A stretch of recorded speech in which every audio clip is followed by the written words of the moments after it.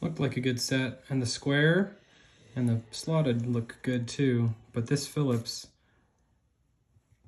I don't know if you can see this, it's just, these edges are machined almost to a knife point. I don't know if you can see just how thin that is. That is not anywhere close to the correct profile for a Phillips. So found a white painted screw that's makes that really visible. It's just, that's gonna strip out almost immediately. Here's another one, this one's silver.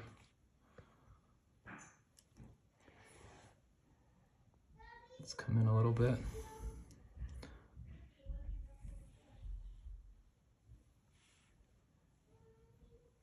I mean, just awful.